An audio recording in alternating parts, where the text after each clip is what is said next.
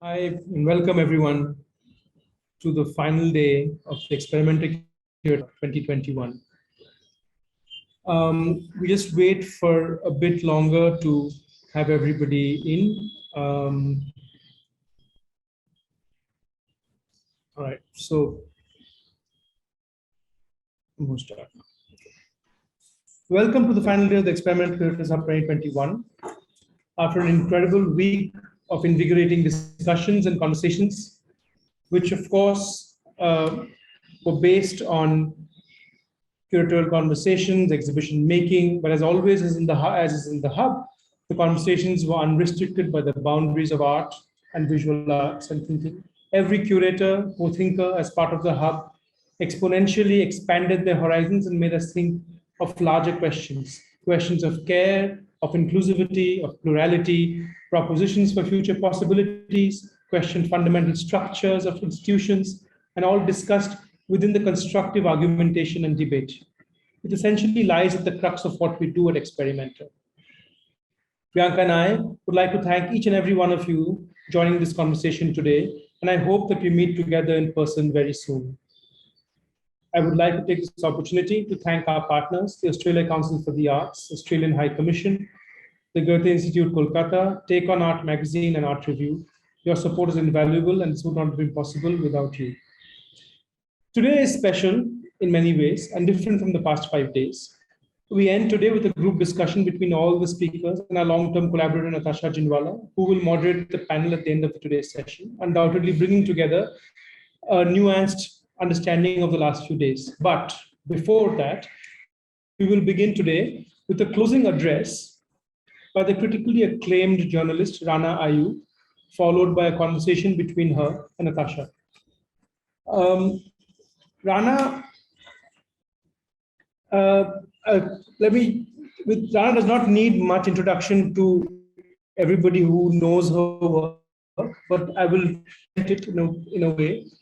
Earlier this year, when we were being ravaged by the second wave of the COVID pandemic, in an interview with Christian Amanpour of CNN, Rana said, "Journalism in India is on a ventilator." I firmly believe she was not only referring to her profession, but to the very ethos of our country.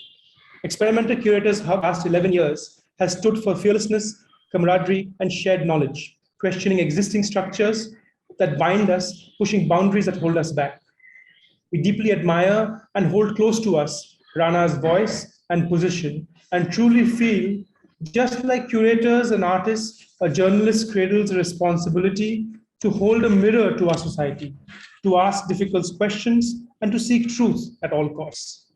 Similar challenges confront us at all geographies and in all contexts. And I would not be wrong in saying that Rana stands for much more than a journalistic voice of our generation. She is a beacon of hope, of resistance, of fearlessness, and a renewed possibility towards an accepting, possibly even a sensitive and pluralistic society that we once were. She's relentless in her pursuit of principle, and so are we. With this, I would like to invite Natasha Ginwala to speak and introduce us.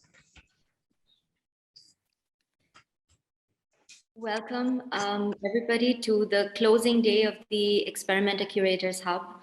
Thank you for staying with us and joining us on a Sunday for this moment in which we will be having an encounter with Rana Ayyub. Prateek has already introduced. Just a few hours ago, to put things into further context in terms of the Indian state regime that we are dealing with, one of the occurrences was that India changed its position at the UN Climate Change Conference, stating, just changing one word, which is phasing down rather than phasing out fossil fuels, then citing that, oh, we are a developing economy and we are tackling poverty. This is a moment as well when there is toxic air in the capital city and schools are closing down. So the level of irony, the level of cruelty at a mass level for this place on the planet that is hosting 1.3 billion, 1.38 billion, that's the reality. That's the gravitas of the reality we are dealing with. With that, I'd also mention that India stands at 142 in the World Press Freedom Index. Philippines is 138 and Myanmar is 140. We know that there is a game of numbers, but there is also a game of truth telling, and Rana stands on the other side of things. We also know that Maria Ressa, who's an investigative journalist in the Philippines, along with the Russian journalist Dmitry Muratov, received the Nobel Peace Prize for working to protect freedom of expression. Maria Ressa, who runs the news organization Rappler, has herself been the target of hate campaigns by supporters of the Philippine President Rodrigo Duterte. She has further shared that the intimidation that she suffers is also one that she takes as a point of concern for journalists such as Rana Ayyub. The Philippine military regime on this moment of Maria Ressa winning the Nobel Peace Prize said, but this is not a slap in the face of Duterte's administration because no one has ever been censored in the Philippines. So this is the kind of irony that we are talking about that is produced by the state regimes. For instance, as we discussed on the first day during our introduction session, what is the moment of connecting to the factor of the COVID, second wave of COVID in India, when the central government claims that there were no deaths due to oxygen shortage? This is that level of doublespeak, of the production, of seamless production of lies that is taking place and that investigative journalists are uncovering on a minute-to-minute level. With this, I'd also like to read as a way of introduction, again, before going into Rana's biography, an excerpt by the poet Tishani Doshi.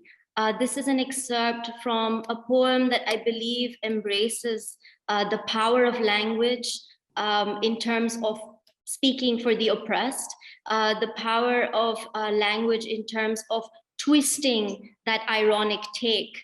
And so just a fragment. The stormtroopers of my country love their wives, but are okay to burn what needs to be burned for the good of the Republic, often doing so in brown pleated shorts and cute black hats with sticks, and tear gas and manifestos of love for cows, for heritage, for hard Hindu burning, devotion, for motherland tongue. It's all good. Their pants are buckled and unbuckled brown. Shut up, this is serious. This country will stick it to infiltrators, imprison traitors, love neighbors with the right papers. You know, burn baby, imagine a country, a house on fire. Good Gen Z, millennial kids, good upstart brown denizens. You've discovered their rights, our sticks, our legs to walk the streets. Dearly beloved, we are gathered here as effigies to burn, standing up. So take your anti-citizen laws, good sir, good government, haha, off-color joke, brownout shit. I wish we had the internet because sticks may break us, but this is a revolution of love. This is only an excerpt, but I feel it speaks so much for what is going on, for the anger that we bear, but also the love that we bear to continue onward, to listen to each other and to find ways through this impasse. Rana Ayyub is an Indian investigative journalist and a global opinions editor at the Washington Post. She has worked as a reporter, editor, and columnist with some of the leading publications in India and internationally. Her pieces appear in The Time, New York Times, Guardian, and Foreign Policy, among several other publications. She was an editor with Tehelka, which was India's groundbreaking investigative magazine. Rana has reported on religious violence, extrajudicial killings by the state, insurgency in Kashmir, terrorism by the Tamil Tigers in Sri Lanka, and authored an international bestseller titled Gujarat Files, Anatomy of a Cover-Up, an undercover investigation which exposes the complicity of the Indian Prime Minister Narendra Modi in state-sponsored genocide. At the age of 26, post getting the first serving home minister under arrest, in December 2019, New Yorker profiled her for its cover story on India. In a career spanning 15 years, Rana has been awarded the Sanskriti Award for Integrity and Excellence in Journalism by the President of India. In 2019, she was named by the Time magazine among 10 global journalists who face maximum threats to their lives across the world. In the year 2018, the United Nations allotted 6 special rapporteurs to the Indian government to protect her safety, a first for an individual case in India. In 2020, she was announced as the recipient of the McGill Medal for Journalistic Courage, and she is presently working on a memoir and an adaptation of her book, Gujarat Files. Welcome, Rana. Thank you so much, Natasha. Hello, everyone.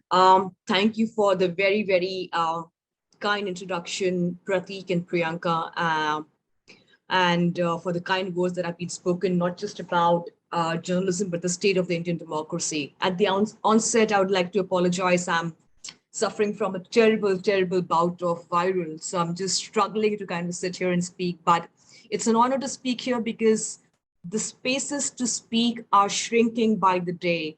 And as I talk to you, I'm just talking to colleagues, journalistic colleagues, about the arrest and detention of 2 colleagues in Tripura and Assam, 21-year-old girls who had gone to report on the Tripura violence. So that's where we are. I wish I could give you an optimistic picture in my address to you today, but unfortunately, it is an extremely frustrating time, not just as a journalist, but also as a citizen of this country where we have long cherished our democracy and secularism. I've just started writing this essay on the frustration and exhaustion of reporting in a dictatorship, where every day you report instances of Islamophobia, state-enabled hate, and your readers keep asking you the same question: why are you telling us the same thing over and over again? You sound repetitive. You end up sounding repetitive. You feel like there is no novelty in writing anymore, that you're writing about the same things over and over again. But then I was reading this book the other day. I was reading about fascism, and it spoke about Nazi Germany and the fatigue of those who were writing and the fatigue of those who were documenting history. And some of us who are doing this work, which might not be very popular, we will have more haters than people who admire us. But I've always said that we will be very few in number, but when history is written, I hope it will look at us with an objective and kind lens, because not me, I mean, I still consider myself an extremely privileged voice who is a part of an urban city, mainstream media. I write for the Washington Post. I get profiled by the New Yorker. I can write to any publication and they can issue a statement for me. I worry about journalists like 21-year-old Samriddhi Sakunia, who has just been arrested, who's just probably started her career in journalism, and has her first stint has started with an arrest warrant. I think of journalists in Mufassil areas, in rural areas, where to struggle to speak up by itself is a rebellion, and for them to join journalism and then to be harassed online by not just fascists, but also bigots and misogynists who do not have my access. So when I get platforms like this, I do consider it my privilege to be speaking to an audience, which others do not, which is why it is my responsibility to speak as much responsibly and without any censorship, because there aren't many platforms in the time that we live that allow us to speak without any gatekeepers. One of the reasons why I do not write for any Indian publication since 2014, 2013, and when I quit Tehelka is all these publications would call me for interviews, would say, Rana, you're such an excellent journalist and editor. Why don't you write on the Congress and leave the BJP to us? And I remember telling one of the editors saying, I'm not into pimping yet. I mean, the day I do, I mean, I would consider that offer. I have been jobless since 2013 to 2019 before Washington Post gave me an offer. Like Prateek introduced, I was telling Christiane Amanpour on CNN that journalism is on a ventilator in India.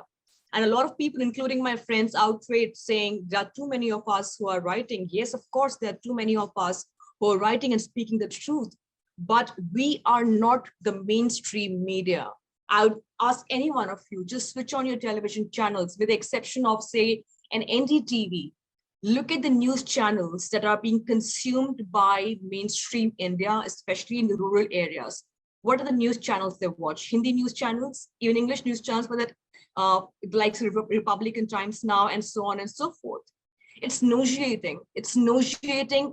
It's blood curdling to watch that news and realize that at least 80% of this country that watches this news is actually believing in it. 3 days ago, I was at the cinema hall, like the first film after the lockdown. And I'm somebody who goes to the theater every Friday. I love watching movies. And I saw this film called Suryavanshi. I cannot tell you the anger, the frustration that I have felt in those 2.5 hours I sat in the cinema hall, because every third frame of the film was an assault on the identity of Muslims living in India, where upper class Hindu tries to explain to them how to be patriotic, where an upper class majority community member asks a Muslim community to refrain from terrorism. Every time there is an act of terrorism, you see Muslim skull caps, Allah and Muhammad enshrined everywhere, the Muslim as the terrorist, the Muslim as the bad citizen, the binary of the good Muslim and the bad Muslim. And to see the audience cheering and clapping each time a Muslim is schooled in patriotism. The protagonist, Akshay Kumar, talks about events of terrorism in India. I mean, this is the same Akshay Kumar who interviewed the Prime Minister Narendra Modi in 2019, asking him about how does he eat his mangoes. I mean, that was probably the only interview Narendra Modi gave in the world's largest democracy, which he has not given to a single journalist, no press conference yet. So Akshay Kumar does this really nuanced performance where he blames Muslim victimhood, the Muslims who are being lynched on accusation of eating beef, Muslims who are being attacked for their religious identity, who are being attacked for offering namaz in Gurugram, whose children are being attacked, where they are being treated as second-class citizens by bringing in a citizenship amendment bill. It feels like a very, very dystopian. It feels like I'm seeing a dystopian film, and there will be an end to this. And probably I'll get back into reality. But unfortunately, this is the reality, and unfortunately, not many of us are speaking and being counted. I hear a lot of people saying, "Oh, Rana is incredibly brave." I want to tell all these people who say, "Oh, Rana is incredibly brave," that I do not want to be brave. I do not want to be your hero. I do not want to speak up for you. I'm speaking for my conscience. And I hate it when you kind of shoot from my shoulders saying, "Oh, she will speak for us." No, I'm not here to speak for you. Like this time, I wrote this op-ed for the Washington Post, where I have written against people who I chose as allies, filmmakers who have been friends. So I literally do not have friends, because I have chosen to call them out for producing a film called Suryavanshi, for producing some of the most bigoted, hyper-nationalistic film, which is a direct reflection of the hate we are witnessing in India. So I am losing friends. I feel my next book is called A Beautiful Isolation, because never before have I felt more isolated, not just as a journalist, but as a human being who's losing friends every day. The friends who in the last 3-4 years, I would meet them in coffee shops in Khan Market or in Bombay, now call me home because they don't want to be seen with me in public. I'm that kind of person you want to share messages with, lauding my courage for writing Gujarat Files, for going undercover. These are the people who give me a standing ovation, but the next day my book does not get a single review, despite the fact that the Wall Street Journal called it the equivalent of the Watergate scandal, despite the fact that it has been compared to some of the biggest investigations in the world. The Indian media does not want to talk about it. It's not a lament. It's just, I'm sorry if I'm being very cynical. I'm sorry if I'm being very pessimistic, but I have no reasons to feel optimistic in a country that elected a prime minister like Narendra Modi in 2014, who was responsible for the mass murder of Muslims in 2002. And that well-meaning citizens of this country chose to elect him to power not once, but twice with their increased majority. So I don't know, there's an anger and there is a cynicism for on behalf of many of us who feel that this is not the right thing. I hear my well-meaning friends saying that, oh, we are going to send our kids abroad to study. A lot of my well-meaning Muslim friends were saying, I'm not going to let my child stay here. And I think that's a very privileged thing to say. How many of us will be able to send our kids abroad? How many Muslims and marginalized communities, the Dalit and the Muslims, will be able to afford to move out of this country? So when I hear somebody saying, oh, I want to leave the country, I think it's a very privileged position that they are taking. In the last 5 years, I've been offered almost every fellowship leadership program that existed, and I've chosen, and I'm not trying to be brave here. It's something that I do for my conscience. It's something that I do for myself. I do not want to leave this country because that's what the government of the day wants. It wants people who are speaking truth to power, people who are speaking a truth which is unadulterated, people who are speaking the truth that really does not sit well with the middle class to leave the country. And I don't want to give this government that satisfaction. I'm told the Experimenter is a platform where diverse voices, diverse people from various backgrounds come together and speak up and be counted.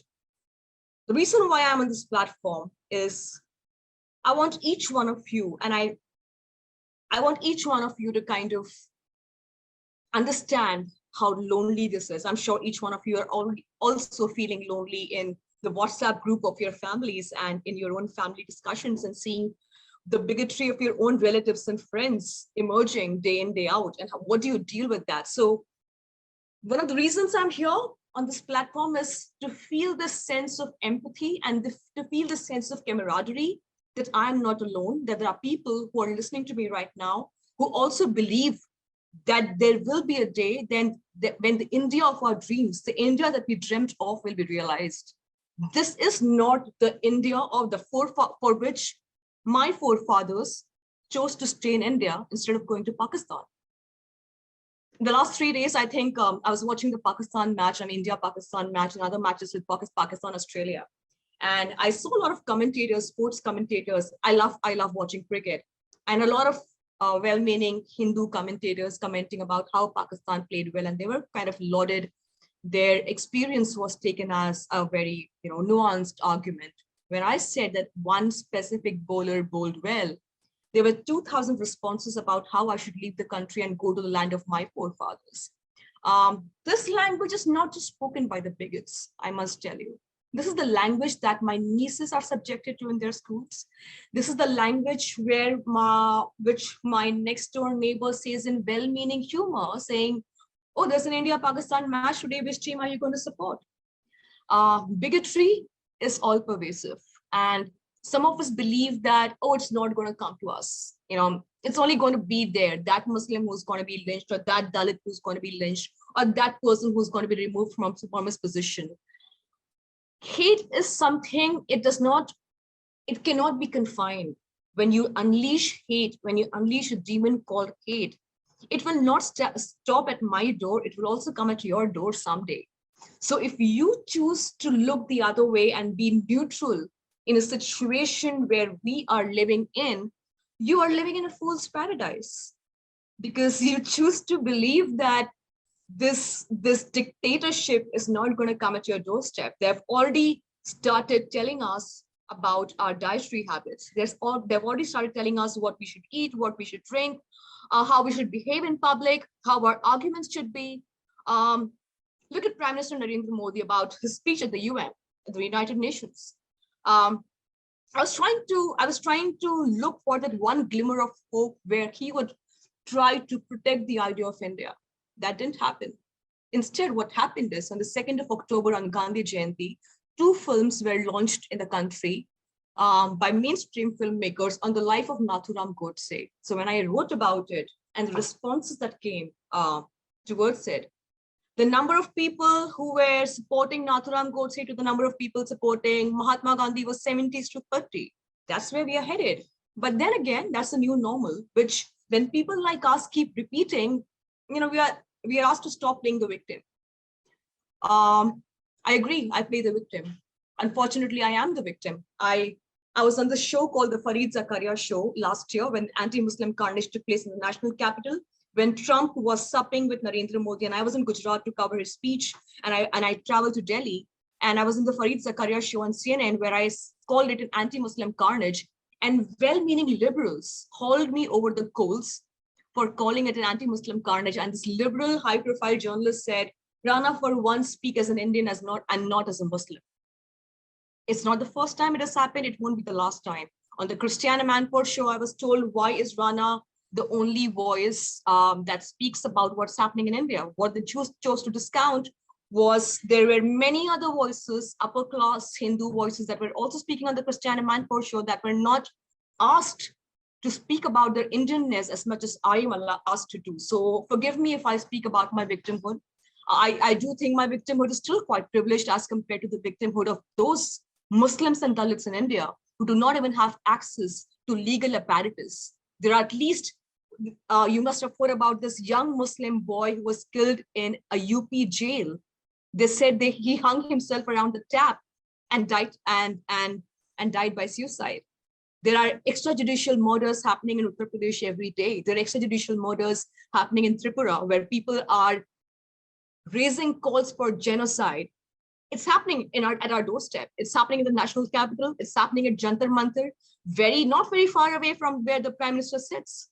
And that's the new normal that we are witnessing. And honestly, it's exhausting. Every day I open my Twitter and I don't want to look at it. And every day I open my Twitter and I do not want to comment on the Islamophobia that's rampant in India because I know the comments that are going to come saying, Rana, there are other issues that we need to focus on.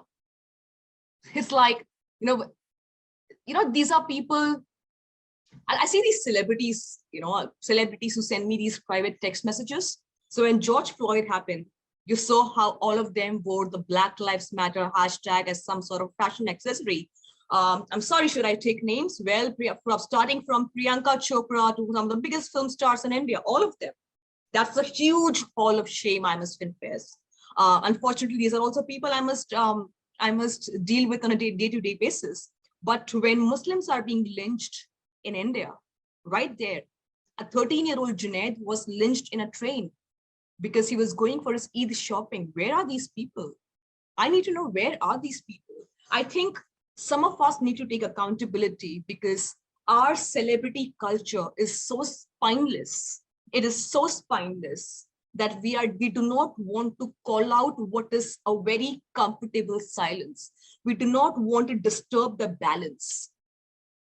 I'm often told that people in Bollywood do not speak up. Look at what they're doing to Shah Rukh Khan. Yes, because you have developed this culture of silence that if one person, you saw what happened to Shah Rukh Khan actually was an example that the government said that this is what we can do to the most powerful man in India who's a global icon. And that's sending a resounding message. So the people who are still keeping silent and the thing is not coming to them, I really feel very sorry for you. I feel extremely sorry for you. The guy who produced the film Suryavanshi, which is probably the most Islamophobic film India has witnessed in a long time, was awarded the Padma Shri 3 days ago. We all know, great timing, I must say. So yeah, like Natasha said, this is what's happening to journalism in India, not just journalism, this is what's happening to civil society. Sudha Bhardwaj, Surinder Gatling, civil society activists from Nagpur, Professor Susan are all in jail. They're all in jail under UAPA for a crime they did not commit. Munawar Farooqi, a stand-up comedian, was in jail for 37 days for a joke he did not utter. He did not even make that joke. Lawyers are being jailed for a case they did not fight. Student activists are being jailed for a speech they did not give. And you know what is enabling this? This comfortable silence wherein you have that one person you will call brave and say, oh, she is brave, let us speak for us. I'm sorry, I'm not going to speak for any one of you. You have got to fight this battle yourself. This is my personal battle and I'm fighting it for the idea of India that I believe in. I'm not fighting it on your behalf. I'm not here to be brave. I'm not here to be courageous because that hurts. And Natasha introduced me and spoke about Maria Ressa. Maria has been somebody I've known for the last 5 years. And every time I go through a period of insanity, I mean, in the last 1 year, I'm being investigated by the income tax, the enforcement directorate. I'm being made to sit for 12 hours at a stretch. The Uttar Pradesh police has filed a case of money laundering against me, cheating, forgery. My image was mobbed on a porn video. I mean, it's devastating. I'm on antidepressants, but I'm not seeking sympathy from any one of you. This is the fight I've chosen for myself. And I hope that each one of you tries to be a hero in their own existence. Thank you so much.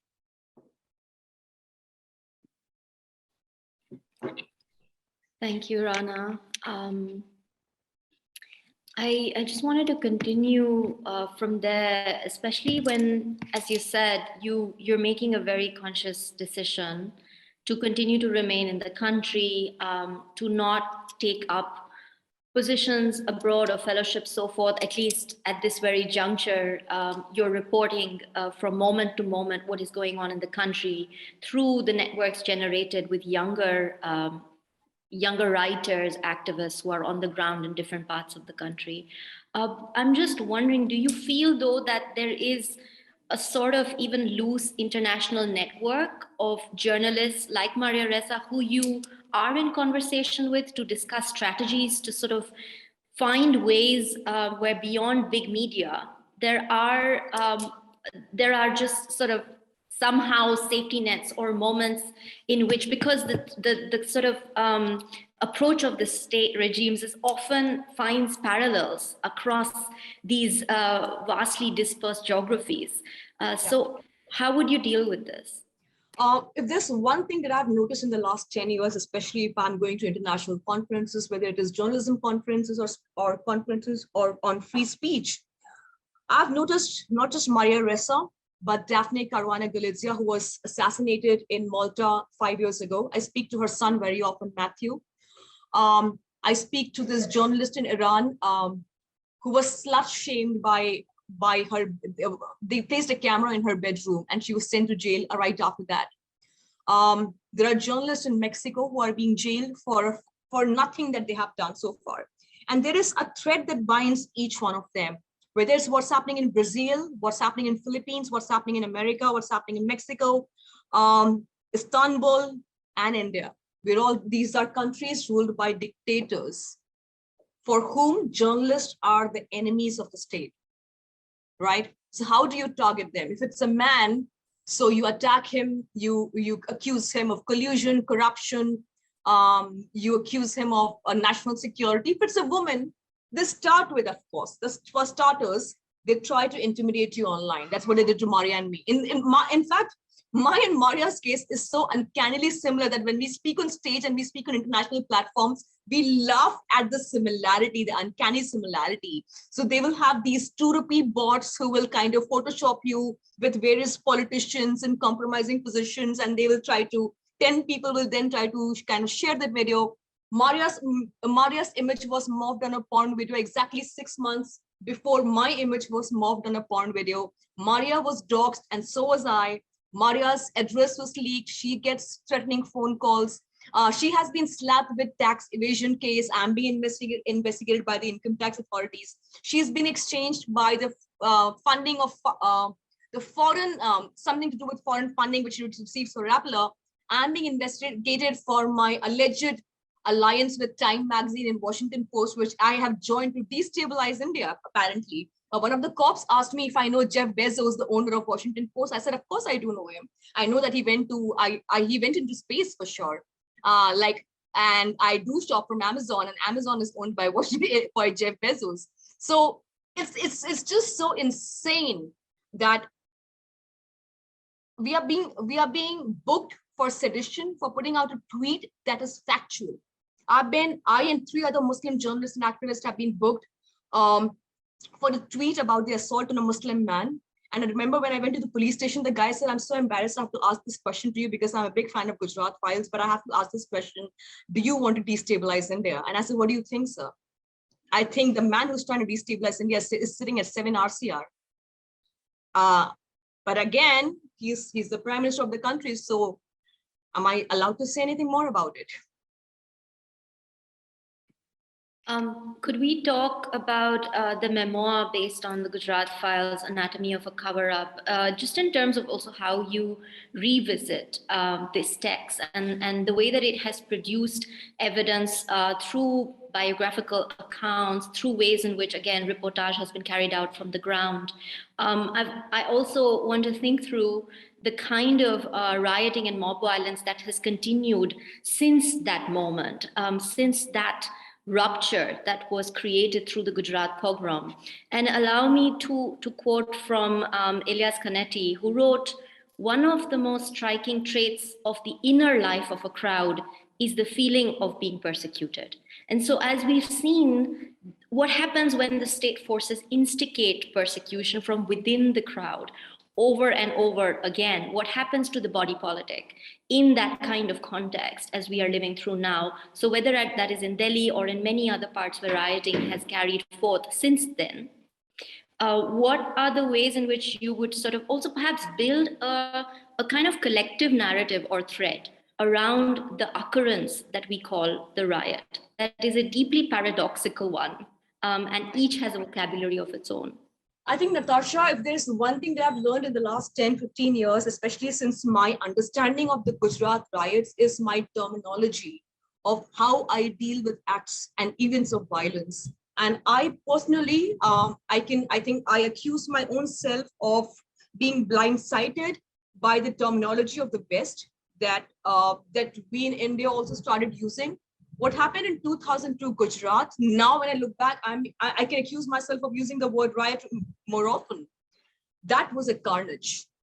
I think Indian journalists and Indian intellectuals need to start understanding the difference between a riot, a pogrom, a carnage, a genocide, which all four have happened collectively in India, not just from 2002, which I reported, but 1993, the first big anti-Muslim carnage that took place and divided India when Vajpayee gave extremely inflammatory speech. Atal Bihari Vajpayee, who was now secular by the logic of Indian liberals, about demolishing the Babri Masjid and how that laid bare the foundations of communalism in India. I've always maintained that we have to move away from the facade of secularism that we have created. We have essentially been a communal country where the 80% Hindu majority has been made to feel victims in their own country. And that victimhood has continued after the demolition of Babri Masjid, where Muslims were assaulted on the streets, were killed, their women were raped. In 2002, while Mr. Narendra Modi was the chief minister, 50 meters from where he was sitting in his office, women were being raped and killed. When I went undercover with 8 cameras on my body posing as Maithili Tyagi, I met every top official in the Gujarat police and administration, including Narendra Modi himself, and they all confessed that they shielded those who attacked Muslims and punished those who saved Muslim lives during the genocide. What happened in 2002 was the precursor of how the future of India looked like. After 2002, Narendra Modi modeled himself as this man who means development. He started Vibrant Gujarat and other summits. And we as a society developed amnesia. When he came to power in 2014, we forgot completely this was the man who presided over a genocide. And we gave him this fresh look of a man who means development. And all the tough questions were not asked, which is why the India of present day has been enabled, because we developed amnesia over the past. We developed amnesia over what he did in 2002. We developed amnesia about the 2002 Muzaffarnagar anti-Muslim riot, because we have, in a way, framed our terminology and dialogue in a way which kind of suggests that both the religions were equally complicit, which is why people like Narendra Modi continue to fester that wound of communalism in India. Because what you saw in New Delhi, it's not the riot, it's an anti-Muslim carnage, because one side had the police and the state administration and the BJP leaders who were giving rousing speech, and the cops who were killing and who were beating Muslims, asking them to chant the national anthem while they were literally dying. On the other hand, There were Muslims who were trying to protect themselves, like my family tried to protect me and my family during the 93 carnage when a mob entered my house. We kept acid bottles in the house to protect me and my daughter. There was a mob that came to gang rape me and my sister. So suddenly you see the paradigm and you see the definitions. You suddenly see the Muslim as the aggressor, the perpetrator, how the dialogue and narrative changes by the media, which is why I take huge, I've spoken about this a lot of times, that we need to change our definition of anti-religious violence. We need to call it for what it is. We need to call it a genocide, a carnage, and should not be ashamed of it. I've always maintained 1984 was a genocide. It was an anti-Sikh genocide. If 84 was given justice, 1993 would not have happened. If 93 was given justice, 2002 would not have happened. If 2002 had been given justice, we would not be living in present day India. This is a cycle of injustice. Thank you, Rana. You have shared while on your last call with journalist, editor, and activist Gauri Lankesh before her assassination. When you were facing online trolls and smear campaigns, she supported you. She stood with you. She's someone who has said ideas are bulletproof. And I wonder, what would you say to her if she was alive today? That last call still gives me goosebumps, because somehow I feel complicit in Gauri's absence, because she reached out to me. So she said, I want to publish your book in Kannada. And I kept saying, I said, Gauri, of course. She's like, no, I want to do this. And she was the first publisher in a regional language who reached out, said, dude, you're brave. I'm going to publish your book. And she said, then she called me and she said, listen, I'm getting a lot of complaints from the right wing, but I'm still going to host a book launch. And we were deciding on it. And one day she saw me getting a lot of hate on social media. And she called me and said, Rana, this is exactly one day before she was assassinated. And she said, Rana, these are nincompoops. These are paper tigers. They only exist online. These are not people who are going to come and shoot you. The next day I was sitting at a coffee shop and news came, and I just did not have the words. I felt like all of us have been complicit, because Gauri has been getting threats day in, day out, and none of us took that seriously. We only take these threats seriously when somebody is murdered, but if somebody is alive, we don't protect them. And I feel equally complicit. We should have spoken loud enough for Gauri. She would have been alive, should have been with us. Ideas are bulletproof. That's what Gauri said. But ideas are unable to dodge a bullet in present day India. A bullet is piercing through our ideas, and the person who represents those ideas in broad daylight in front of our rulers and administrators. You saw what happened during the Delhi violence. This guy who shoots at students of JNU, and you see the entire police force just watching that image, and that impotence of the administration. Probably that Gauri Lankesh did not live to see, but she was very proud of the activists who are behind bars these days. She saw Umar Khalid and the other students as her own sons. And I hope Umar is in jail, but like she said, ideas are bulletproof. Nobody can jail Umar's ideas. That man still stands up for what he thought was an injustice towards a huge population. I really wish Gauri was here. I really wish she was addressing this conference of experimental. But if there is any learning in this, then it is just this, that we should not allow her death to go in vain.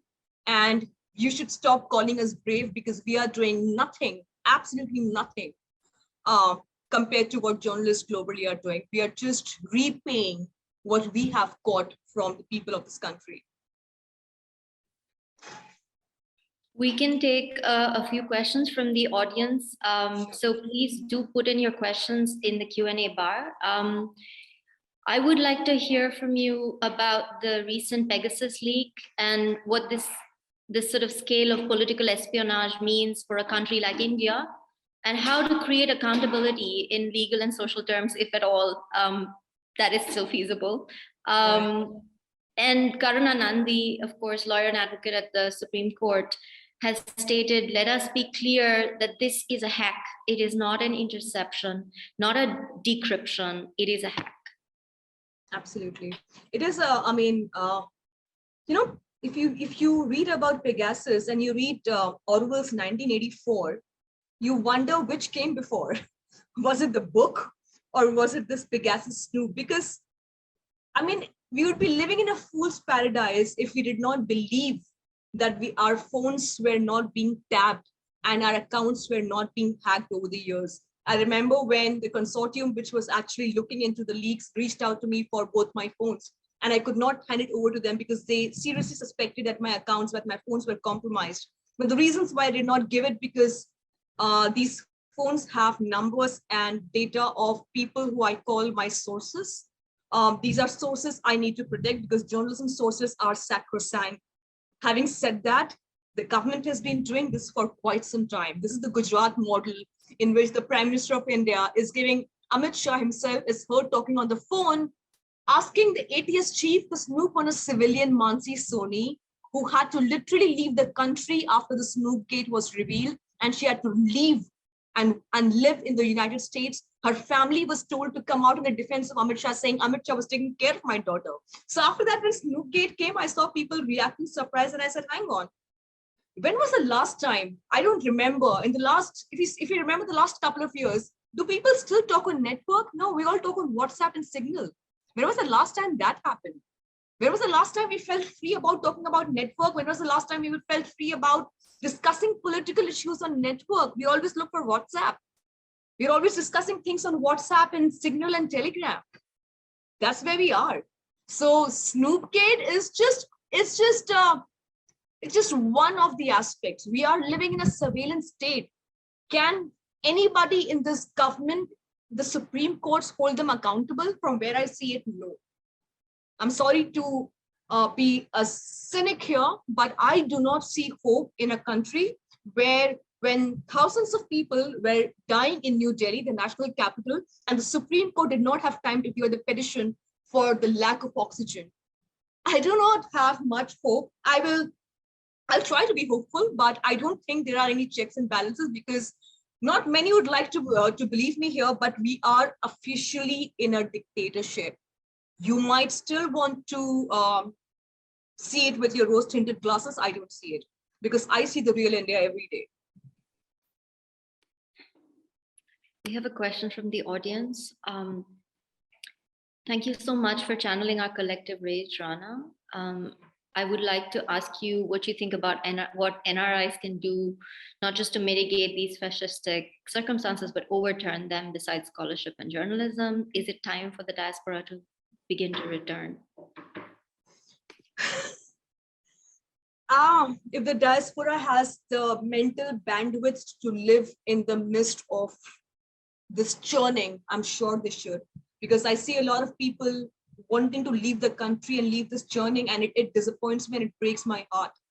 It breaks my heart when people say, oh, we want to leave this country because this is no longer a country for us. There are no longer, there are no jobs for us. We are living in a communal divide. We are being led by a prime minister who speaks a language of hate.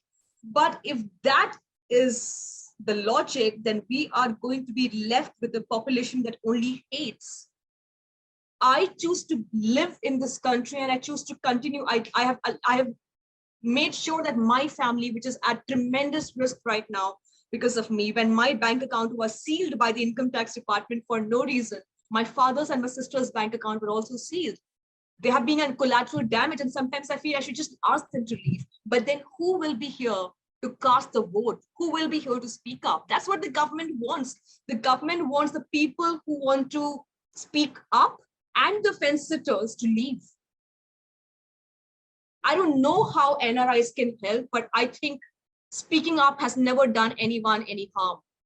And since you're living in a country away from India, I think you should try and speak up as much as possible to make the world realize the churning that each one of us is going through in this country.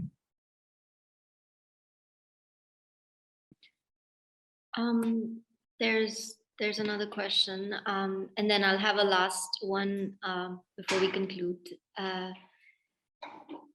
Manmeet Walia says, thank you, Rana. This is incredibly addressed by you. My question is, with India resisting to an anti-secular country who, according to you, is to be blamed on a macro level, is it any particular political party or is it media playing a negative role? Also, how would you put that into context to the 84 genocide? I think each one of us is a stakeholder in this.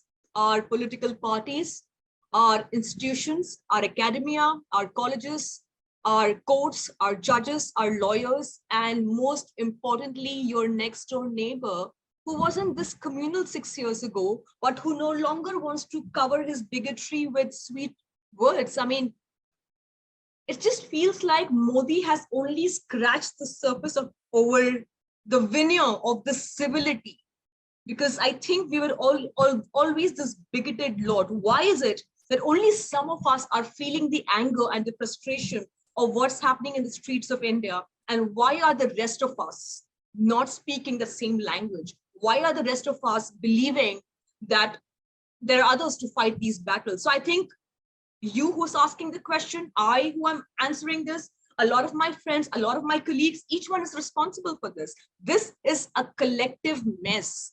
Genocide is a process. Genocide starts with hate speech. We have passed the stage already. We have already passed 2 acts, the National Register of Citizens, the NRC, the CAA, which already makes Muslims suspect and their citizenship suspect. Look at what happened in Assam. A Muslim man was shot dead and a photographer dances on his body. That's where we are. We are to be blamed as a civilization because we do not outrage enough. We are not on the streets enough. We are scared. We are scared. If there is a death tomorrow, lynching tomorrow, you call a protest in solidarity, there will be exactly 50 people, and the same people are speaking to each other in echo chamber. The same set of people in every protest rally. Where is middle class India? And is middle class India rejoicing this descent into fascism? So this question, there is not one particular reason. I can't say, oh, the Congress party is incompetent. I'm sorry. The Congress party, yes, has been equally responsible. But at this point of time, and whether we like it or not, Rahul Gandhi is speaking against hate. And at this point of time, they are coming across as lesser evil.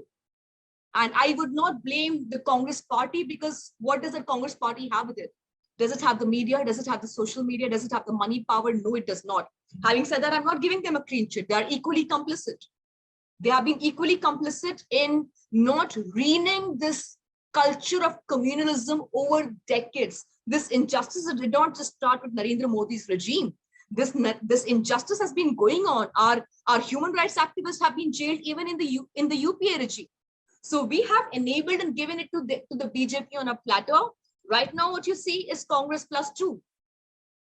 But this is not the time probably to accuse each other. This is the time for us to, I mean, about the media, less said the better, but we do have a few voices, a few organizations, Scroll, Wire, Caravan, Article 14, Maktub. They're trying to do a decent job at great personal risk to their lives. So we must laud them. Yes, we have the Aaj Taks and the India Todays of the world, but we do have other people. So support them. I know it's easier to come on a platform like this and ask questions and say, what can we do? Honestly, the answers are with you. I don't need to give you the answers. You all know the answers. Subscribe to platforms who are telling you the truth. Put your money where the mouth is. That's it. A final question, Rana, since we are in a forum that includes several artists, cultural organizers listening to you today, this is also a moment, as we have discussed, where poets and writers and student leaders who study culture in its various languages of culture are imprisoned in India and elsewhere. How do you connect the role of contemporary arts to also being perhaps in some sense a form of chronicling the present, a form of reportage, a form of evidence production or truth telling even if done so in ways that are non-linear, that are indirect at times, that are accessible to specific forums. We are very aware of our limitations also in terms of access, but we would like to hear how you consider this field today. Well, the creative arts and especially experimenter and platforms like this, you cannot see them in isolation. They're as much a part of the collective understanding of everyday Indian. Arts by itself, art and architecture and culture and cinema, all of them are huge platforms to express dissent. One of the reasons I feel optimistic today is the experimenter is hosting somebody like me who's actually never seen. People do not invite me for fear that they would be at the receiving end of the government. So that you are right now providing a safe space for some of us who are choosing to speak an unpopular truth. So what arts can do, what these platforms can do is express dissent within the comfort level that they believe can make a difference. I think at every level, we need to start having a dialogue. We cannot say that art galleries cannot, cannot put works that are dissenting against what's happening against this dictatorship. So I think we need to have, you need to have all these spaces need to have more such dialogues where we make sure that we do not just speak in an echo chamber and we get a diverse section, a cross section of voice, people who also disagree with us. We need to get more people to understand where are they coming from. We need to widen our scope. And like I said, keep speaking. I wish I could have better options. I could give better suggestions, but the only thing that I keep stressing on is that we need to speak up. Yesterday, when this film, this is such a block, I keep giving the example of this film is because it's making me extremely angry. The only two people, the film has earned about 150 crores at the box office with a 50% capacity in theaters, and people and film critics are raving about it. This is art and culture. It just took two journalists, me and another Muslim journalist at the Quint, to point out Islamophobia. Why is that? Why aren't enough people being more angry about it? Why are we enabling this culture with Islamophobia, where this culture of hate is being given an impetus by these big names who are considered names that we do not touch because, hey, they're also our allies. We need to speak out against our own allies. Thank you, Rana. There are comments and words of appreciation. Of course, as you have clearly notified us, it is important to find those terms of dissent, those vocabularies that continue to allow us to critique the forms of alliance building that is toxic. And at the same time, though, we are relying on each other. And this is something very clear as well. Our peers are also giving us the strength. We are, all of us who are actually on this forum are a privileged lot. We are trying to find ways to be within major cultural organizations in the world, but also conceive those platforms for nonprofit activity, to find those spaces in which the language of dissent speaks across and against the languages of power. So thank you very much, Rana, for being with us today. I'm sure there's a lot of important work and SOS calls, as you mentioned, that are coming your way. So we won't take more of your time, but we are going to continue with concluding the Experimenter Curators Hub with the curators, the artists who have been joining us over this entire week, who have been spending time in sharing their cultural models with us. And we will have closing questions also from the audience. But thank you, Rana. Thank you so much. Everything and for being with us today. Thank you for having me, and thank you for this wonderful conversation, Natasha, and thank you to each one of us who has organized this. I hope to see you all in person in better times, inshallah soon.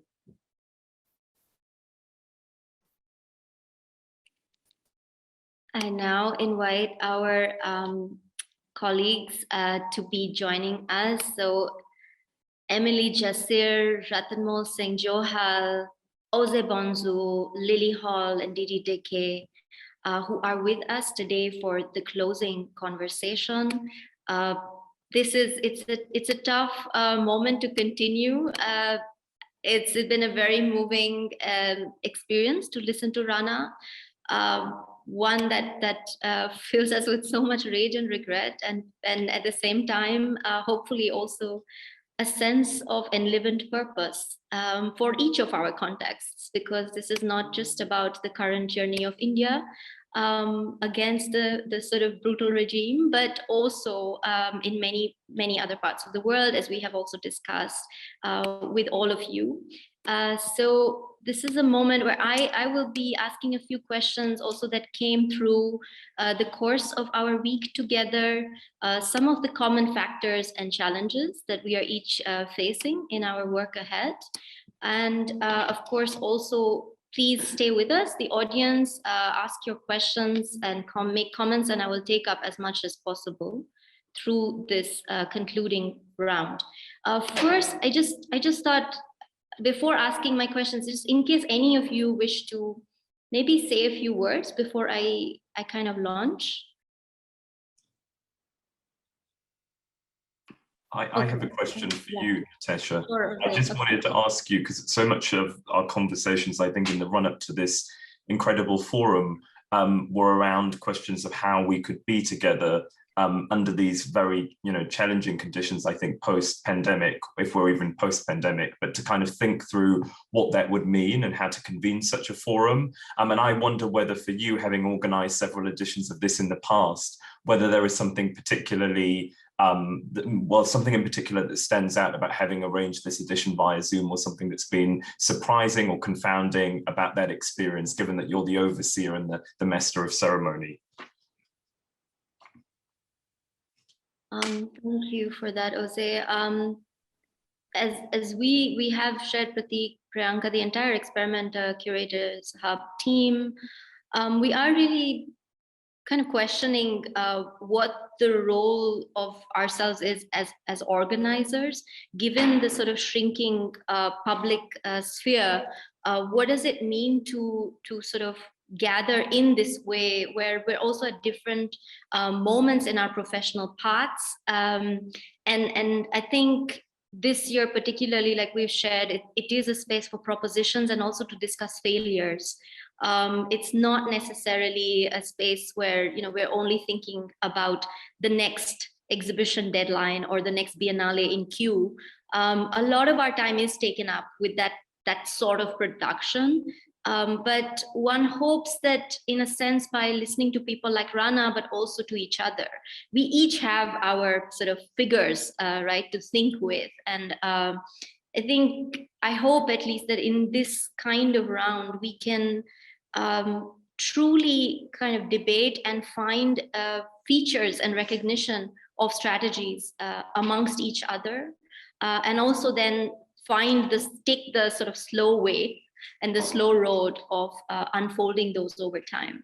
We have seen that a lot of the people who have been part of this forum over the last decade have returned to form partnerships to kind of really also alter their methodologies and question themselves. And I think that is something that we wish to acknowledge and recognize. So even if it's a very small sort of shift, it is one that is germane to what it takes for us to collectively move forward as cultural producers today. So with that, I guess my first question to you all is, when we think about aspects of representation in a way at this moment within institutional politics and institutional positioning, there is a sort of rhetoric of diversity. What diversity at various levels, right? There's also a kind of co-option of critical practices by institutions that are very much at the center of the internationalized art world. And so I'm wondering how, within our own work, we can apply what philosopher Kwame Anthony Appiah terms an ethics of diversity, which is to really allow for forms of difference as continually generated in the world. So not considering only how to resolve as this one-time question of diversity, but one that is truly about an ethics of diversity. I can jump in. I feel like I'm not going to say much more, but that point about the ethics of diversity that that Kwame Appiah talks about, I think, is a kind of common thread through his thinking around questions of, not only identity politics, but kind of universality or cosmopolitanism in relation to sort of worldviews of constructing difference, I think becomes really generative. But one of the things I found increasingly difficult in an institutional framework such as the one that I work within is how you actually apply that in working everyday terms. And I think we did find a point of crossroads, particularly in the UK cultural sector, where there was all this talk around a kind of diversification of the arts at a kind of face value level somehow, that it was important, for instance, that curatorial cohorts and teams were made up of diverse groups, and that there was a recognition of kind of absent voices. But I didn't really see it shift methodology in a very critical way. And I also found us returning to the same modes of knowledge and cultural production that were in themselves, imperialist or colonial in their frameworks. And somehow that kind of process of unlearning hadn't really taken place. So then you're kind of inviting diverse perspectives into an environment. I think this is true across our sector, that may be violent or inhospitable in some way.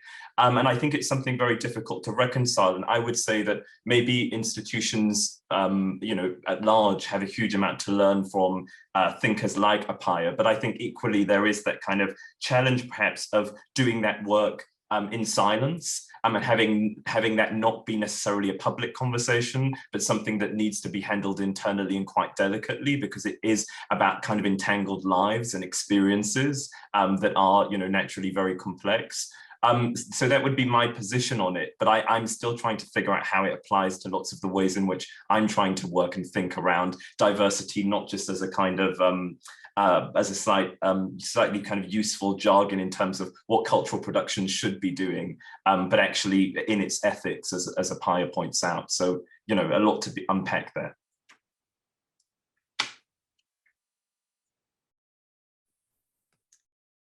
Maybe I could respond briefly in response to what you've been saying, and Natasha, in relation also to the conversation Elvira and I were having yesterday between the showroom and in London and now MACBA in Barcelona, where she's based, and the kind of work that we've been doing recently at the showroom in terms of looking at the kind of the infrastructure, the kind of the histories of the governance structures that we work within. What is it that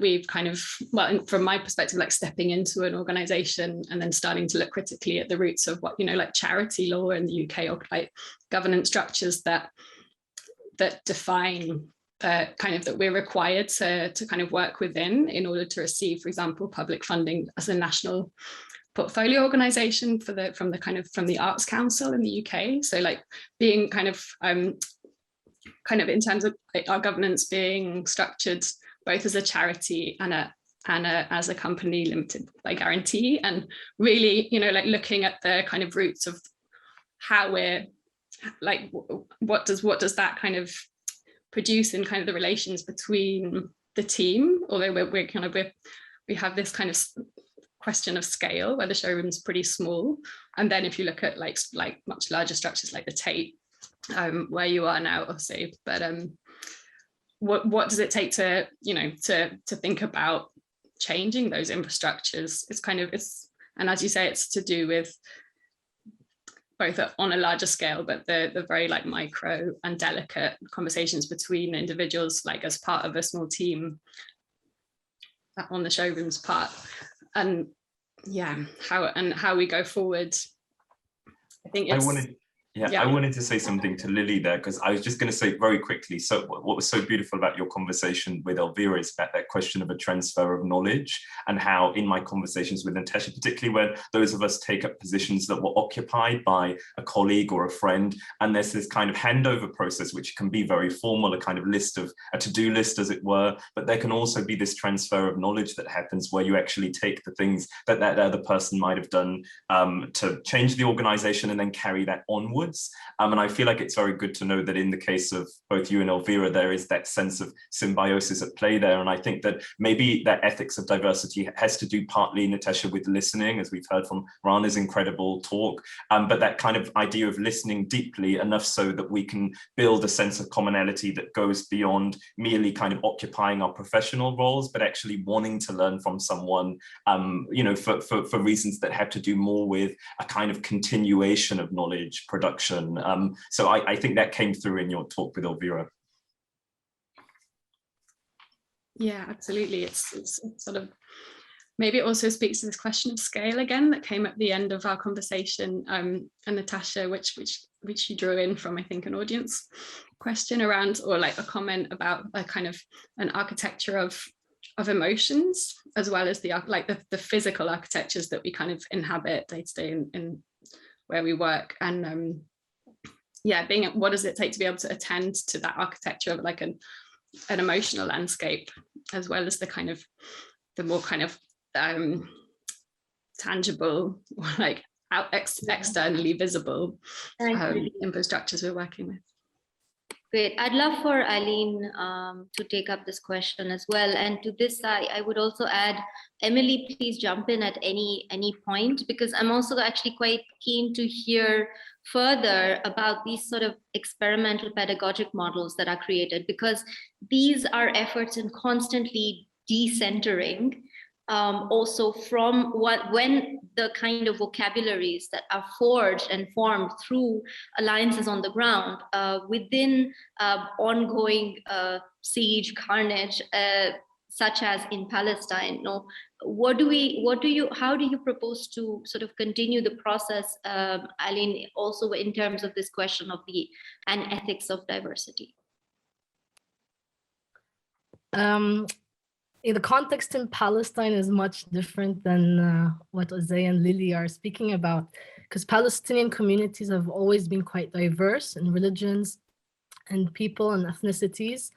And one thing that we are trying to maintain, at least till today, it's very mixed, and we haven't had an issue of diversity. Like, diversity and inclusion is a big thing abroad, but in Palestine, we're so diverse, and in every community you find people from different religions.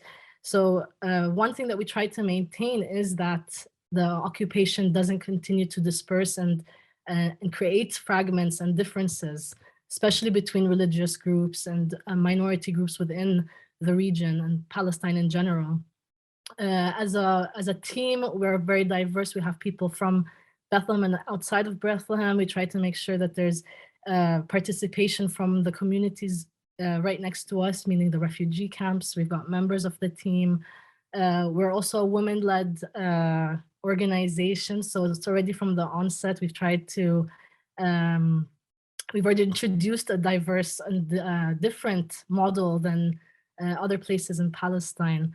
So in that sense, diversity takes on a different meaning or a different form in Dar Jasser.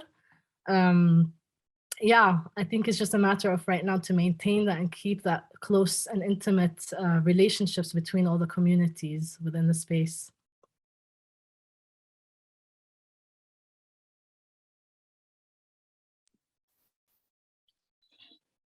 I guess just going forward and continuing slightly for Rata and for you. And I was listening to this Cornel West gave after resigning from, and this wasn't just about his tenure position. This was also about taking a position on many issues in terms of US politics and US complicities. Be that Palestine, be that many other aspects of extractivism, ecology, and so forth. And so I wonder, when Cornel West sort of says this move was important for him after being in academia to allow suffering to speak as a universal embrace. And I'm paraphrasing, but also what it means for him going forward to fundamentally committing to the oppressed around the world. So really thinking about this sort of intersectional solidarity building outside the folds of academia or within spheres of academia that allow for a position to be made. And I know that you are very active also in terms of taking that position, which you made very clear also as a scholar and how you connect to Columbia University and its student politics. So if you could share with us. Yeah, no, thank you, Natasha. And I think, what I'm really sitting with this morning in New York is, Rana's words, which I think take us to very much your question as well about the kind of work that pushes the limits of the liberal imaginary and an imaginary that really structures these institutions, whether they're large universities, particularly in countries like the US, where they're mostly private institutions, or large museums and cultural institutions. And I think you really sort of come up against everyone's good politics when you bring up certain issues that kind of lie outside of what is acceptable or the limits that people are willing to go to. And I think Cornel West is a really great example of somebody who has transgressed in ways and I think ultimately realized that to be able to continue speaking in the way that he would like to speak, he needs to step out of that framework. I think one of the reasons I was very struck by Emily's practice when I first encountered it was actually the ways in which her work pushed those boundaries in certain ways. And I remember her speaking at a symposium for the Whitney, quoting from reviews of her work in the 2000s from major press outlets in New York, using extremely bigoted and hateful language, not a very far cry from the kind of things that Rana was talking about. But I kind of want to also go back to the question that you raised about kind of institutional co-optation of critical practice. And, I think it's really interesting. I've been kind of in and out of institutions. I've worked at a major museum like MoMA, and in some ways, I think those limits are very apparent to those of us who work within museums. And certainly, I'm sure, Natasha, even in your experience of what can be said and done publicly, even though one has incredible conversations with colleagues and allies within those spaces. But I think in some ways, we also look to the artists and to the artwork and to the people that we are able to bring in or are able to work with, are fortunate enough to work within those spaces. And the presence of Ndidi's work at the Tate, for example, or Guadalupe Marvilla's work right now at MoMA, I think despite all of the machinery of an institution that is inevitably engaged in a sort of co-optive activity from the point of view of the marketing and the diversity rhetoric and all of these things, I think the encounter of the visitor with the artwork, the encounter of colleagues and people who for whom that opens up worlds or opens up ideas, that I think that is something that we can and should hold on to, because I think that still has charge and power and meaning that can allow us to begin to kind of push up those limits and to really raise those questions of complicity and the kind of silence that sets in when no one wants to say something. I think not to hide behind other people or have them speak for you, as Rana reminded us, that is not something that we can at all be sort of complicit with or complacent about. But I think this, the kind of the privilege we have of working with artists and with artworks that have their own charge is really special. Thanks, Ratan. I wondered, Ndidi, you have been with us through this entire week. It's been really such a pleasure to hear about your approaches and practices, and also the reflections really that you have shared with us. I wonder if you would like to take up this question, and perhaps also Stephanie, if your connection allows. It feels as though within the current realities of global pandemic, and also with the changing aspects of politics, that the terms of social practice, like what are the kind of languages of art in relation to what has been termed social practice or relational aesthetics? How do we actually work through those terminologies without falling flat, without emptying the possibilities of those, when we are choosing to use words like care, healing, ritual, and so forth, within the kind of paradigms of contemporary artistic production? And this is happening through, of course, the will and generosity and imagination of artists, but then also of organizers who host these kinds of facets of practice. And through that, change also the materiality of what an exhibition can look and feel like.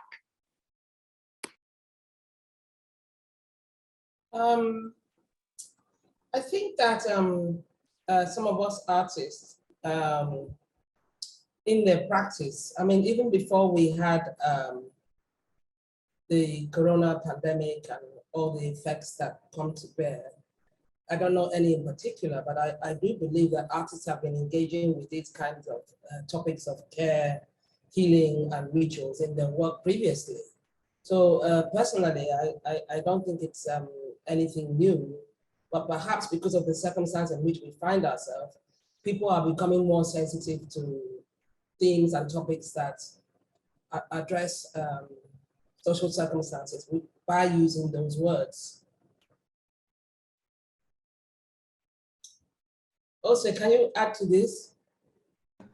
No, I would fully agree. I think I think we're still trying to kind of unpack exactly what happened in the last 2 years that changed our relationship to the world around us so fundamentally. And I don't want to seem overly, I don't know, precious about it, but there is a sense for me of still trying to figure out how to reconnect with reality. And I can only imagine how it is for artists who make work either in isolation or collectively, and for different reasons have had to reframe and rework that practice to mean something perhaps entirely different to what it meant before. But I would also agree with Ndidi, and indeed it's something we didn't touch on enough in the talk, but I think your training in Nsukka and how that was fundamentally Uli practice was developed by women who were drawing on walls in public space. And that was a collective practice that was very much linked to spirituality, is something that I think now, I mean, things that people were doing and maybe perhaps not calling it art or didn't have the same set of terminologies. And I know that that could be true of many cultures, but I think specifically in the Nigerian context through Nsukka sort of found its way into the vocabulary of modern art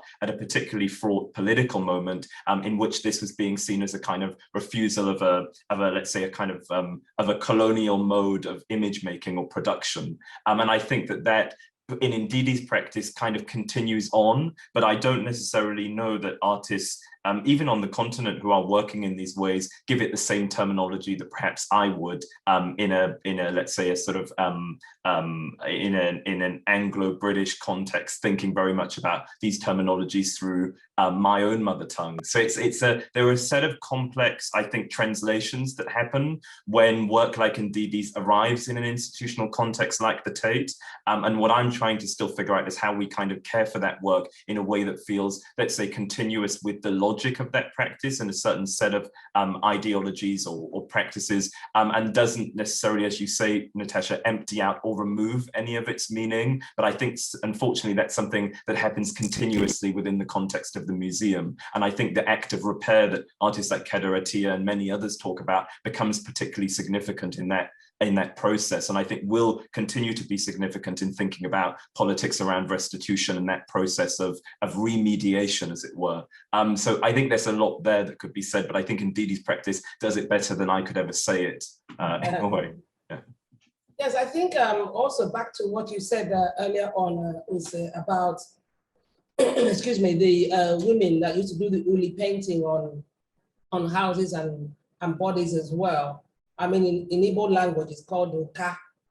That's what that means, art. And then, you know, to go back to your reference about the kind of topics I engage with, like the cobalt mines, the vanilla farms. I mean, even when I was doing it, I know that you're giving it terminologies of care and healing, but that sort of like came naturally as to why I even wanted to engage with those topics anyway. But now you have labels for it. Sorry, Stephanie, we don't hear you. Just checking in, or perhaps we circle back to you.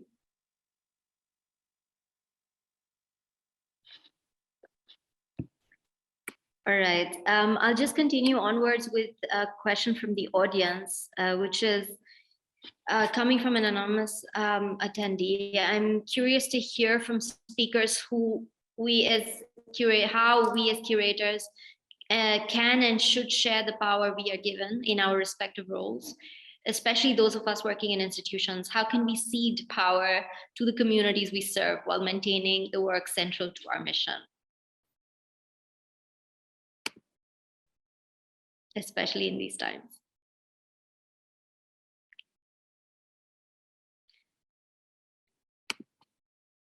Maybe Lily, in terms of the work you have been doing with Elvira, I think there were a lot of things that came up as well in the kind of production of transparency and the kind of sharing of what it means to hold that space in a city like London to address some of the infrastructural questions as well of running an arts organization.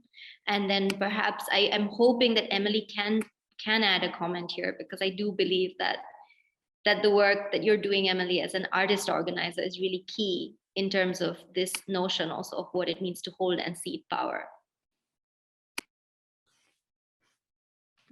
Yeah, maybe to pick up on where we left off yesterday again too, around the work which like embarking on now at the showroom at this transitional moment of starting what like a stakeholder analysis, that's what we're describing it, of really starting up a series of forums of conversations about like what are the urgencies that an organization like the showroom should be attending to, responding to, and finding a format to enable those like everyone's voices to be heard, or those that we're inviting in, really kind of ceding the power to others so that it's just not held within like a small group of those from within the institution.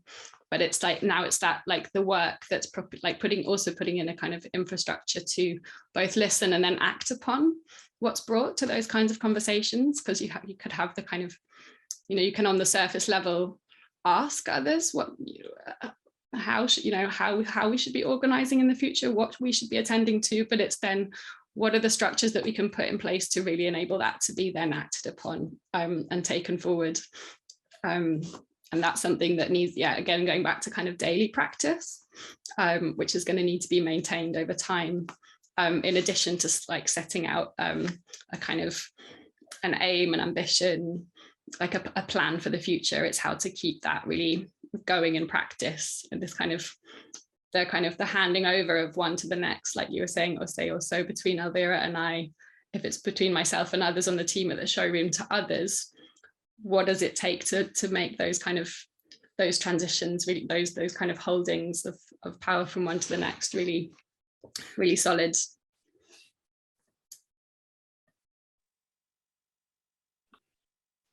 Hi, everybody. I would just add also to what's been said that in our case, one of the most important things in the space Eileen and I are trying to create is that we see ourselves more as facilitators or organizers and not as curators, in the sense because it's really essential to us that it's artists that are telling us how they want to use the space, what they need from the space, and we listen to them and then try to make that happen.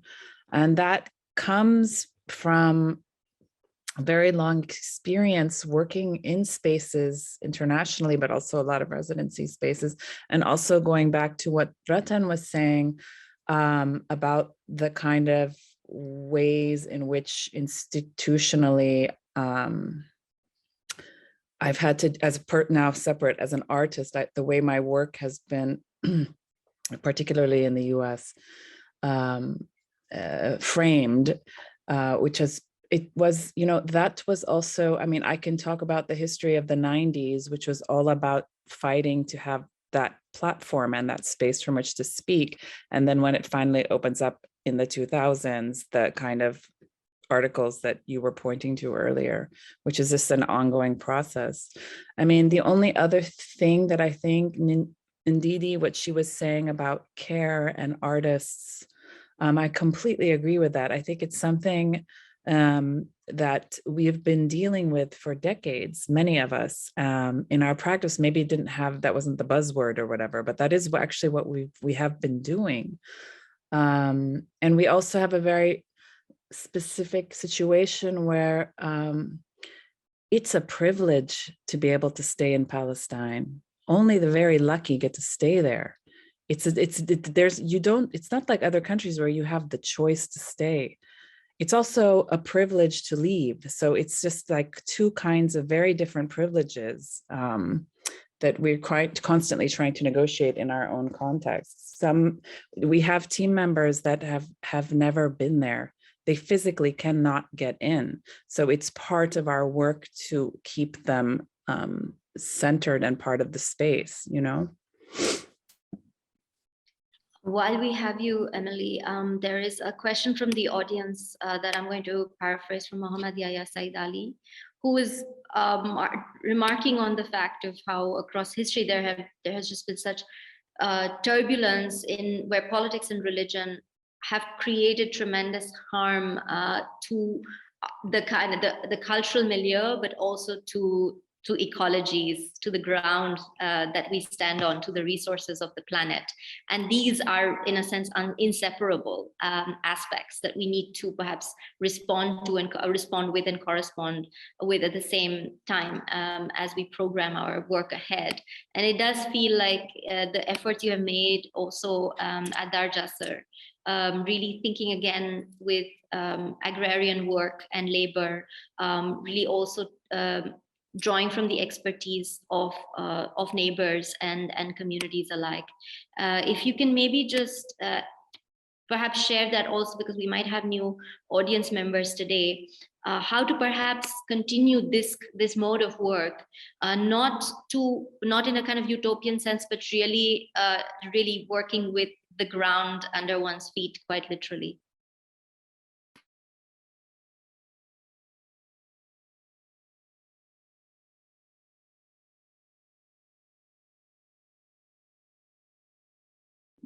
I mean, in a certain sense, Aline and I spoke about this in our interview the other day. I would like to say that, what we have to confront is something that our parents had to confront and our grandparents had to confront. Hearing earlier the speaker talking about exhaustion and anger was something I very much related to. And just having to be on repeat about the circumstances in which we're living and how frustrating that is, and reaching this point of sheer exhaustion. So I think the thing that we get from that is that we are kind of really quick shapeshifters and are constantly in process. So as people really speak about this pandemic as if their whole lives changed. And the thing that's really just horrific is that actually it was so much the same, except for everybody else now was like us, separated, unable to travel, isolated, so it just, we already kind of have the frameworks to deal with that. I think the real challenge will be when this occupation is over, dismantling that and actually having the space to heal within ourselves, within families, because we're constantly running from one major trauma to another. Thank you, Emily and Helene. I also just wanted to move towards concluding. If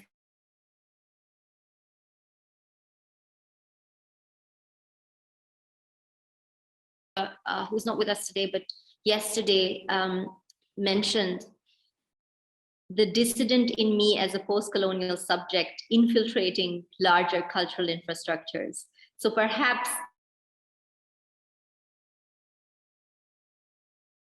that dissident that is within, that may not always be able to manifest herself at all times and against all odds, but that dissident is there within for many of us.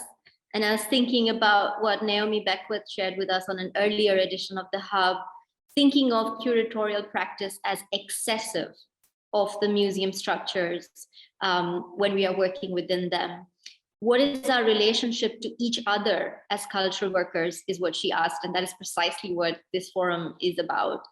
We are custodians of the futures of the narratives that are told around art and artists, not just custodians of the institutions that presume to totalize those narratives and hold them.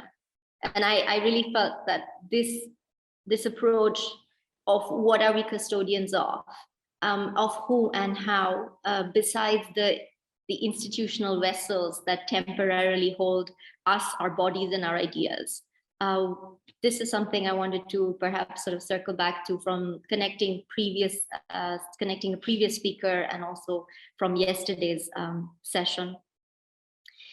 And as we have heard, the questions of producing culture at a time of mass alienation, but also fortification. I mean, I'm currently in Berlin, and as Adam Shimjek, our Documenta 14 artistic director, who formed an incredible community for many of us, reminded us of what it means right now when the borders of Europe, the borders between Poland and Belarus, are being fenced with barbed wire, with over 15,000 or more soldiers, military men and women who are patrolling to stop those bodies from entering Germany, to stop those bodies from entering Europe. That is what we are tackling and dealing with, while we also talk about hospitality, while we try to create some sort of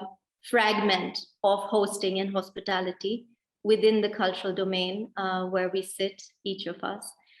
So I wanted to also put that forth and thank all of you for providing these prompts and triggers and reminders that we each need to hold with a sense, again, of anger, legitimate anger, but also of joy in the continuum. I'm going to end with a note on anarchism from just because it feels very much also a case in point in the way that David Graeber talked about it, who also recently passed, and anarchism for the edge times. I won't say end times. Most of all, anarchism is just a matter of having the courage to take the simple principles of common decency that we all live by and to follow them through to their logical conclusions. Odd though this may seem, in most important ways, you are probably already an anarchist. You just don't realize it. I really love that. And I wanted to throw that out for all of you today. Thank you so much for listening. I'm going to pass on to Priyanka. Thank you, Natasha, and thank you everyone who's present today in the panel, and those of you who couldn't join the closing panel but have shared with us not just your precious time, but a piece of your heart, your voice, your vision. And to all of us, those few hours spent are truly valuable. And I know for the community that we come from and represent, this is something we will treasure forever. And I know some of you in this call go back to the archives in the past to refer to it as material for your own thinking. So thank you for this gift. The power of words have been very vital, especially in this hub. There's been poetry that a lot of us were moved by, and there's been, the shared thought which sometimes remains. And before I invite our collaborators for the vote of thanks, can I share a short poem Prateek shared with me, which summarizes in a way how I'm feeling at the moment, post these few days of the conversations we've had. This poem is titled Lahu Ki Surag, or Traces of Blood, and is by the wonderful poet Faiz Ahmed Faiz. And this particular English translation is translated by Aga Shahid Ali. I would urge you to think of the conversations we had today and the past few days with the backdrop of, or with these few words. Lahu ki surag. There's no sign of blood, not anywhere. I've searched everywhere. The executioner's hands are clean, his nails transparent. The sleeves of each assassin are spotless. No sign of blood, no trace of red. Not on the edge of the knife, not on the point of the sword. The ground is without stains. The ceiling, white. The blood, which has disappeared without leaving a trace, isn't part of written history. Who will guide me to it? It wasn't spilled in service of emperors. It earned no honor, had no wish granted. It wasn't offered in rituals of sacrifice, no cup of absolution holds it in a temple. It wasn't shed in any battle. No one calligraphed it on banners of victory, but unheard, it still kept crying out to be heard. No one had the time to listen, no one the desire. It kept crying out, this orphan blood. There was no witness, there was no case filed.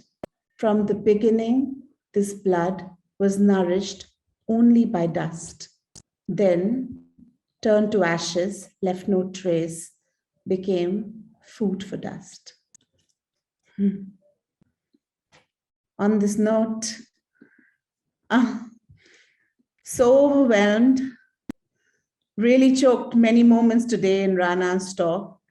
Thank you so much. And in gratitude, I invite our supporters from the Goethe Institute, Australian High Commission, those of you who have joined, please feel free to switch your video on.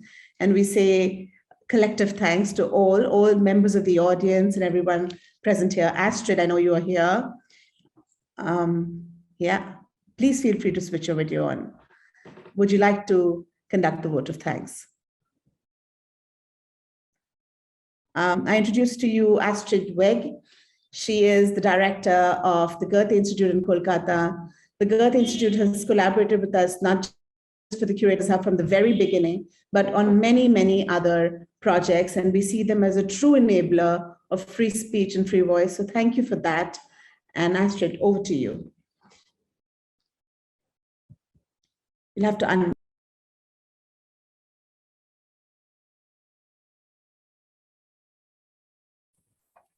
Okay, thank you, Priyanka, so much.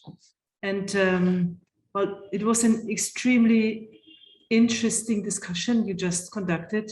Thanks to Prateek as well. I mean, Curators Hub is so important. It is such an important platform actually to bringing together different perspectives from all over the world. And what we just heard today is also shows how important that is. I mean, really to create a platform where we can exchange ideas, different perspectives in a time when exactly diversity is under pressure, and when we experience and observe strong tendencies to reduce diversity. So thanks so much for your initiative. Thanks so much also for doing this on a very persistent way. I mean, it's the second time I joined Curators Hub. So thank you so much for all your work you do. Thanks to your team. Thanks to all participants. We were very happy from Goethe Institute, Max Müller-Bava and Calcutta to support the session with Stefanie Rosenthal from Martin Gropiusbau. And well, thanks also to Natasha Ginwala for her wonderful moderation. So thank you so much. It's great honor, great pleasure, great joy to be with you. Thank you. Thank you. Daniel, welcome. Daniel is with the Australian High Commission in Calcutta, has just come into the city a couple of years ago, and we welcome him today. Yeah, thanks very much, Prateek and Priyanka, and to everyone at the Experimenter Curators Hub for this past week of discussions. I was able to tune in to some of today's very insightful and quite provocative and stimulating discussion, which I think is exactly what the Experimenter Curators Hub is all about. And so we're very proud to be able to have been supportive of the entire hub, and including the discussions that the Australians, Michaela Tai and Mark Goldenfein, had earlier this week. So congratulations to everyone involved this year. And I know it's just a jumping off point, a platform for further discussion between all the contacts and everyone who's been involved this week over the coming weeks, months, and obviously years, because this hub has been going on for 12 editions now. Am I correct in saying that? 11, yes. Yeah, 11, yes. and it's such a engaging, informative, insightful, provocative platform, and that's something that is really needed here. So we're very proud to support it, and we'll continue to do so. So all the best, and thanks very much for such a great week. Thank you so much, everybody. And I would also like to really thank the audience who've come back to the Curators Hub over and over again. Hopefully next year we'll be able to do it in person again. And we look forward to being all together very soon together. I hope you all stay well. I also want to take this opportunity to thank our incredible team, Experimenter. We've really worked from behind, and without the support of all our colleagues, Joshua, Vidhi, Anjishnu, Aman, Aditya, Shivani, Mohor, Uma, we wouldn't have been able to do any of it. So thank you, we're everybody. so lucky. We're so lucky. Yeah. So round of applause for all of us here, and look forward to having you in Kolkata. Good night from us, and thank you, Natasha. Thank you, Natasha. Love you. Yeah. Bye. Yeah. Bye. Thank you. Good night, everyone. Yeah.